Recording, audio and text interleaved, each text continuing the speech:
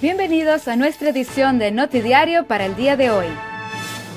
En gran situación de tensión se ha encontrado nuevamente la ministra de Salud, señora Dorothy Yanga.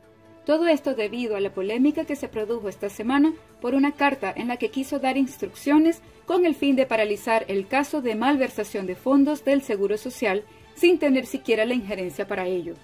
Los partidos de gobierno, MFK y Partido Nacional del Pueblo, llamaron a una reunión urgente que se llevó a cabo en el antiguo edificio del Banco Central ubicado en Punda.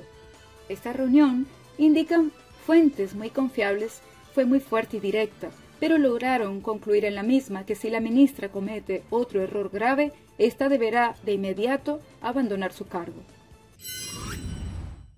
El día de ayer se dictó finalmente la sentencia del caso del ciudadano que en días pasados fue detenido por la falsificación del código QR al estar en un evento de alto riesgo en las instalaciones de Yantil. El acusado asumió su responsabilidad y expresó su arrepentimiento. Explicó que no se había vacunado por problemas de alergia y tenía gran temor a las reacciones posteriores. El fiscal que llevó el caso explicó lo delicado de su acción, ya que puso en riesgo a toda una comunidad, incluyendo sus vidas, por lo que pidió para él mismo una condena de 100 horas de trabajo comunitario, que si no cumple, lo llevarán a 50 días en prisión. El juez concluyó y dictaminó que el acusado debe cumplir 80 horas de trabajo comunitario y 2 años de supervisión. Todo parece que el sindicato ABDO no está completamente cómodo con los planes del ministro de Finanzas en reforzar la aduana con funcionarios holandeses por un periodo de 2 años. Extra se comunicó con el dirigente sindical, señor Raymond, el cual expresó su sorpresa al ver la noticia de su intención en traer 11 funcionarios desde Holanda para ayudarles.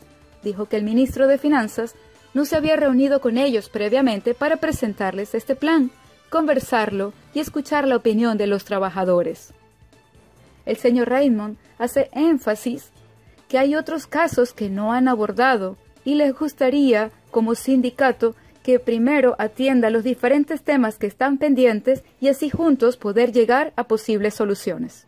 Y ahora, nuestras noticias internacionales.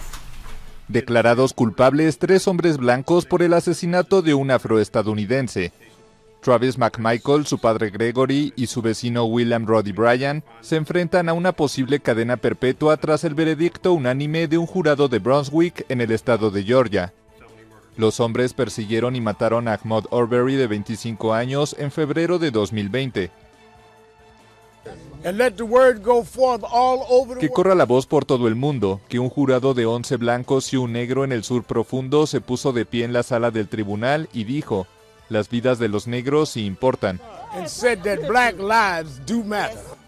Los condenados se habían declarado inocentes, afirmaron haber confundido a Arbery con un ladrón y argumentaron legítima defensa, acusándolo de reaccionar de forma agresiva. Pero los fiscales dijeron que no tenían justificación para detener al joven que corría por el barrio Satilla Shores en la localidad costera de Brunswick. En videos de los hechos se aprecia a los McMichaels y su vecino Bryan persiguiendo en sus vehículos a Arbery, hasta que Travis McMichael le dispara con una escopeta calibre 12. Aunque esto no es una celebración, es una reflexión para reconocer que el espíritu de Ahmaud derrotó a una turba de linchadores. El espíritu de Ahmaud derrotó a una turba de linchadores. El espíritu de Ahmaud derrotó a una turba de linchadores. The spirit of Ahmaud defeated the lynch mob. El presidente Joe Biden elogió las condenas, pero reconoció que queda mucho trabajo por hacer para garantizar justicia racial. El caso Arbery alimentó las protestas del movimiento antirracista Black Lives Matter el año pasado, que dieron inicio tras el asesinato en mayo de George Floyd a manos de un policía blanco en Minnesota.